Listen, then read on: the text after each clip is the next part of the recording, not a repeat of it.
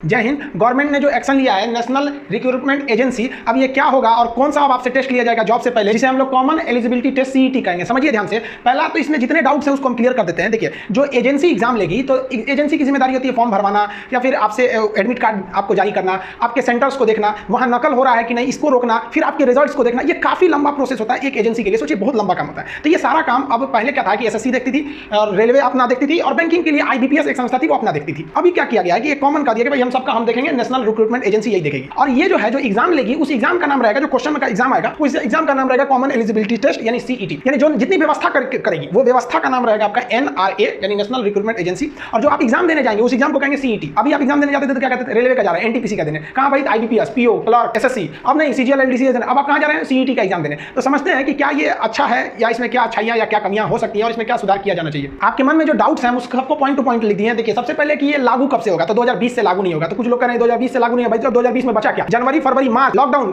दिसंबर खत्म है क्या 2020 में। तो 2021 में ये लागू होगा। किस किस चीजों पे लागू होगा, तो ये एसएससी, बैंक और रेलवे पे लागू होगा। प्राइवेट चीजों पे ये लागू नहीं होगा। स्टेट गवर्नमेंट के जो एग्जाम है उस पर कोई फर्क आने वाला नहीं है, लेकिन गवर्नमेंट कह रही है कि स्टेट गवर्नमेंट भी इसे फॉलो करेगी। तो आप समझिए, धीरे धीरे सब समझ जाएंगे क्या खेल है। इसका जो एग्जाम लिया जा रहा है वो कहा जा रहा है कि भाई साहब हम इसका साल में 2 बार एग्जाम लेंगे और ये साल में जो 2 बार एग्जाम लिया जाएगा और इस एग्जाम को पास करने वाला यह समझा जाएगा कि जितने भी एग्जाम्स थे जो रेलवे के थे, एसएससी के थे, आईबीपीएस के थे, यानी जो बैंकिंग के थे, उसका उसने पीटी क्वालिफाई कर लिया। तो ये जो सीईटी एग्जाम है ये केवल आपको इस बात का सर्टिफिकेट देता है कि आपने पीटी एग्जाम पास कर लिया। रेलवे मेंस लेगा, एसएससी भी मेंस लेगी, बैंकिंग भी लेगी, आपको कोई चेंजिंग नहीं आया है। बस इतना समझिए कि जो आप अलग अलग जगह जाके आप एग्जाम देते थे, आप उसके प्री को अब आप केवल सीईटी का एग्जाम दे दीजिएगा, कॉमन एलिजिबिलिटी टेस्ट, तो आपके पास हो जाएगा एक सर्टिफिकेट। समझ गया। अब आप वो समझिए कि आप प्री क्वालिफाई कर लिए। अच्छा बात यह है कि आप केवल सीईटी का प्री पास करेंगे, आपको समझ जाएगा कि आप एसएससी का भी प्री क्वालिफाई कर लिए, रेलवे का भी और पीओ मतलब बैंकिंग का भी पास कर लिए। इसका जो एग्जाम के क्वेश्चन आएंगे वो ऑब्जेक्टिव टाइप क्वेश्चन रहेंगे। ऑब्जेक्टिव टाइप जितने क्वेश्चन वो सारे के सारे ऑनलाइन लिए जाएंगे। और इस बार अच्छी बात यह की गई है कि जो इसमें 1000 के लगभग सेंटर दिए गए हैं, यानी हर डिस्ट्रिक्ट में एक सेंटर रहेगा। लेकिन इसमें एक संदेहास्पद यह है कि अभी एसएससी पे बड़ा धांधली चल रहा था, उसी व्यक्ति का उसी डिस्ट्रिक्ट में दे दीजिएगा तो थोड़ा धांधली की संभावना हल्का सा बढ़ जाती है। लेकिन इसका मतलब ये नहीं कि आप एक डिस्ट्रिक्ट का दूसरे डिस्ट्रिक्ट में भेज सकते हैं, दिक्कत नहीं है। लेकिन यहाँ तो ये होता था कि जो बिहार के लड़कों को उठा के गुजरात वाले को आसाम भेज दीजिए, तो उससे थोड़ा सा निजात मिलेगा। ये अच्छा ही है इसकी। और एक बात और, जो पहले हिंदी और इंग्लिश में पेपर हुआ करते थे, अब संविधान की 8वीं अनुसूची में 22 भाषाएं हैं। कश्मीरी, सिंधी, पंजाबी, हिंदी, बंगाली, आसामी, उड़िया, गुजराती, मराठी, कन्नड़, तेलुगु, तमिल, मलयालम, उर्दू, संस्कृत, नेपाली, मणिपुरी, कोंकणी, बोडो, डोगरी, मैथिली, संथाली, इतने 22 भाषाएं। वीडियो को धीमा करके गिन लीजिएगा, ये आपका काम है। बाकी क्लास में हम 22 भाषा याद करा दिए हैं। इन 22 भाषा में से 12 भाषाओं में एग्जाम लिए जाएंगे आपके। तो ये भी एक अच्छी बात है, कई भाषा मिलेगी। जो इसमें नंबर आपका जो स्कोर मिलेगा ना इस एग्जाम को पास करने के लिए, वो स्कोर जो है आपका मान लिया जाएगा कि वही स्कोर आपका कट ऑफ के लिए हो जाएगा। जैसे मान लिया कि किसी ने सीईटी का एग्जाम दिया और उसका स्कोर आया 100 में 60 नंबर, तो आप ये समझ जाइए कि 100 में आप प्री में 60 नंबर पाए हैं। अब मान के चलिए कि बैंकिंग ने कहा कि भैया जिसका 80 नंबर है सीईटी के एग्जाम में आप आ जाओ। आप कितना स्कोर किए हैं, 60 नंबर। आप चुपचाप देखिए, आपके पास है सीईटी पास किए हैं, 60 नंबर है, नहीं जाएंगे आप। रेलवे कहा कि भैया 70 नंबर वाला आ जाओ, कभी नहीं जाएगा। और मान के चलिए एसएससी ने कहा कि भैया 55 नंबर वाला आ जाओ, आप चले जाएंगे वहां पर। तो ये जो स्कोर है, ये स्कोर आप मैच कीजिएगा कि जो फॉर्म आ रहा है उसका कट ऑफ क्या है, तो उसी तरह से आपके लिए ये स्कोर का काम करेगा। अब मान के चलिए कि किसी लड़के ने 60 नंबर स्कोर कर लिया, अब उसका तो जो भी 60 नंबर से ऊपर कट ऑफ वाले मांगेंगे तो उसमें तो वो बेचारा जा ही नहीं पाएगा।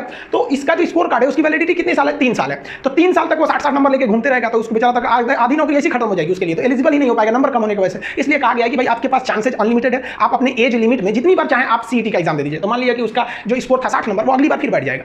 अब मान लीजिए उसका 80 नंबर आ गया, तो वो जो 80 नंबर लेटेस्ट एग्जाम में दिया है वहां से 3 साल तक उसकी वैलिड रहेगी कि भाई साहब ये 80 नंबर। अब जो एग्जाम आएंगी, 3 ही एग्जाम को शामिल किया गया, एसएससी, रेलवे और बैंक को। अब वो कहेंगे कि भैया 80 नंबर जिसका स्कोर था मेरे कट ऑफ के अंदर है, आप लोग फॉर्म भर सकते हैं। तो इसका मतलब अपने एज लिमिट में आप जितनी बार चाहें एग्जाम दे सकते हैं। तो इसको हमेशा देते रहिएगा जब तक कि आपका अच्छा स्कोर ना आ जाए, ताकि आप हर एग्जाम में बैठ सके। इसके सिलेबस की जहां तक बात है तो भाई साहब अभी सिलेबस पे गवर्नमेंट ने कुछ नहीं कहा है। सिलेबस आपको पता चलेगा जब एग्जाम ले लेगा तब। लेकिन देखिए इसमें क्या है कि ये जो एग्जाम लिया जा रहा है सीईटी, उसमें एसएससी के भी पैटर्न को ध्यान में रखा जाएगा, रेलवे को भी, बैंकिंग को भी। बैंकिंग का इंग्लिश थोड़ा सा अलग डिजाइन का होता है, मैथ उतना नहीं दिया जाता है। एसएससी में मैथ ज्यादा टफ रहता है, इंग्लिश का एक खास पैटर्न है कि हाँ इतना आएगा। रेलवे में जीएस और साइंस का ही दबदबा है। तो ऐसा नहीं है कि आप किसी को इग्नोर करेगा। हमको जहां तक लगता है कि ये क्या करेगा कि भाई 50 नंबर का कर देगा चारों सब्जेक्ट। 50 नंबर का इंग्लिश दीजिए, 50 नंबर का मैथ, 50 का रीजनिंग, 50 का जीएस, 200 नंबर का आपका दे देगा, सबको बराबर कर देगा। और उसके बाद आपको एक स्कोर दे देगा। अब उसके बाद आप देखते रहिए, जैसे मान लिया कि आपको ये 200 नंबर का हो गया, 50 नंबर से चारों सब्जेक्ट हो जाएंगे। अब आपको सीईटी के एग्जाम में बैठना है, आप आ गए 200 में, मान लिया कि 150 पा गए। अब अगली बार इन 100 का वैकेंसी आएगी, तो ये लोगों ने तो भाई अब अपना प्री का झमेला खत्म, इनका भी अब प्री नहीं होगा, इनका भी नहीं होगा, इनका भी नहीं होगा, यानी टियर 1 खत्म हो गया यहाँ। अब क्या होगा कि आपने जो 200 में मान लिया कि 150 नंबर पाए हैं, तो एसएससी कहेगा कि भाई हम 160 स्कोर वालों को लेंगे, मेरा कट ऑफ 160 है। तो जिसने सीईटी में 150 पाया वो तो इसमें जाएगा नहीं। रेलवे ने कहा कि भाई हम 140 वालों को ले लेंगे, तो जो 150 पाया इसमें भर देगा, इसका मेंस में सीधे चला गया, मेंस दिया नौकरी हो गया।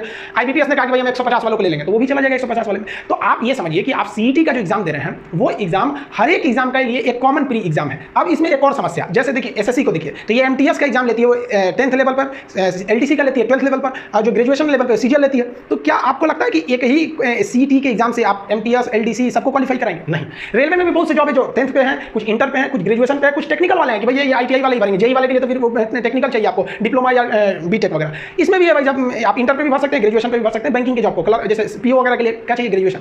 तो जो आपका नया जो CET जो एग्जाम होगा उसके भी 3 टाइप होंगे, एक होगा 10th लेवल वाला, एक 12th लेवल वाला, एक ग्रेजुएशन लेवल वाला। जैसे मान लीजिए कि आपने एग्जाम दे दिया CET का 10th लेवल वाला, तो इंडिया में जो बैंकिंग, रेलवे, SSC की जो भी वैकेंसी आएगी जो 10th लेवल पे है, उसके लिए आपको कहा जाएगा कि आप अपना स्कोर दिखाइए 10th लेवल वाले में था। मान लीजिए कि आपने 10th लेवल वाला CET का एग्जाम दिया है बट 12th लेवल वाला नहीं दिया है, तो आप भूल जाइए कि आप LTC वाले में जाएंगे, आप MTS का प्री क्वालिफाई है, LTC के लिए नहीं है। मान लीजिए कि आपने ग्रेजुएशन वाला दे दिया, तो आप CGL के लिए क्वालिफाई है या फिर PO वगैरह के लिए क्वालिफाई है। अब आपके मन में एक डाउट आता होगा कि सर अगर हमने CGL जो ग्रेजुएट लेवल का CET का एग्जाम होगा, जो कॉमन एलिजिबिलिटी टेस्ट होगा, उसको दे दिए तो हम तो 12th लेवल वाले के लिए एलिजिबल, एक तरह से आपके मन में आता होगा 10th वाले के लिए एलिजिबल हो गए। ऐसा नहीं है, आपको अगर तीनों में बैठना है तो तीनों स्टेजेस के आपके पास CET पास का सर्टिफिकेट होना चाहिए। क्यों? क्योंकि अगर मान लीजिए कि आप MTS का फॉर्म भर दिए, ठीक है, और LTC का भी भर दिए जो 12th लेवल पर होता है, CGL भी भर दिए जो ग्रेजुएशन लेवल पे होता है। अब आप पुरानी परंपरा के हिसाब से सोचिए कि आपको यहाँ PT नहीं देना है, कि यहाँ नहीं देना है, यहाँ नहीं देना है, हर जगह आपको PT का एग्जाम देना पड़ेगा। प्री आप MTS में भी प्री देते हैं, बाद में डिस्क्रिप्शन लिखते हैं, उसमें भी देते हैं आप, LTC में बाद में टाइपिंग वगैरह करते हैं, CGL में देते हैं, Tier 1 Tier 2 में जाते हैं आप लोग। तो अगर आप चाहते हैं कि हम हर लेवल के एग्जाम में बैठे इन तीनों के, तो हर लेवल के CET को पास करना जरूरी है। इसका मतलब आपको अगर 10th लेवल का कोई भी एग्जाम देना है तो आपको 10th लेवल का CET पास करना पड़ेगा, 12th वाला देना है तो इसमें पास करना पड़ेगा, ग्रेजुएशन वाला देना है तो इसमें पास करना पड़ेगा। अब इसमें दिक्कत क्या है, देखिए, इसको लाया इसलिए गया था कि जो वैकेंसी जो थी वो एग्जाम टाइम से हो नहीं पाते थे। तो क्या था कि जो लड़का रेलवे में PT में बैठता था वही चला जाता था, कभी रेलवे वाला तो बैंकिंग में बहुत कम जाता था, तो जो रेलवे में बैठता था वो SSC के भी PT में देता था, तो भीड़ लग जाती थी कि रेलवे में भी जाता था वही लड़का SSC इसमें भी जाता था। अभी क्या है कि तीनों का तो जो प्री का एग्जाम होगा वो तो CET हो जाएगा, एक ही बार, तो इधर नहीं इधर नहीं इधर नहीं। अब क्या है कि अब मेंस में जाना पड़ेगा, डायरेक्ट इसके पास मेंस में, डायरेक्ट इसके पास। तो इनको जो है एक छांटा हुआ लड़का मिलेगा कि CET में भी बहुत लड़कों को छांट दिया जाएगा, हटो भाई साहब तुम CET में, तुम PT के लायक नहीं हो। उसके बाद दे दिया जाएगा CET के बाद अब SSC को कहा जाएगा कि आपको जिस तरह का लड़का चाहिए, जिस तरह का सिलेबस बनाना है आप बनाइए, इसके सिलेबस में कोई चेंजिंग नहीं हुआ, ये भी अपने मेंस के सिलेबस में कोई चेंजिंग नहीं करेगा, ये भी अपने मेंस के सिलेबस में कोई चेंजिंग नहीं करेगा। 6-6 महीने पे इसको एग्जाम लिया जाएगा। अब आप जरा सोचिए, 6-6 महीने पर आप एग्जाम लेके लड़के को इस लेवल का सर्टिफिकेट दे देंगे कि आप एलिजिबल हैं मेंस के एग्जाम देने के लिए, इन तीनों में किसी का मेंस का एग्जाम दे दीजिए। लेकिन क्या 6-6 महीने पे आप गारंटी लेते हैं कि आप वैकेंसी निकालिएगा?